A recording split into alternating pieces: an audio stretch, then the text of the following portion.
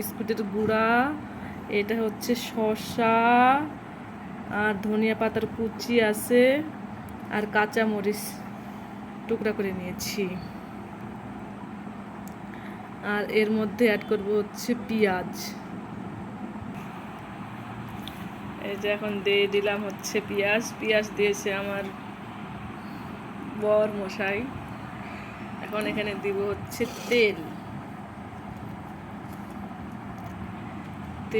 দিয়ে সুন্দর করে আগে এটা মেখে নিব হাত দিয়ে ঠস ঠস করে। এইভাবে সুন্দর করে মাখামাখি করা লাগবে সবগুলা।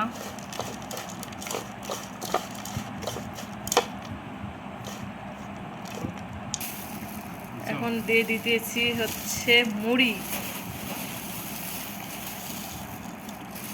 বাঙালির সেরা খাবার মুড়ি। এভাবে মেখে এর সাথে 1 কাপ চা আর মুড়ি, সেই মজা। আলহামদুলিল্লাহ।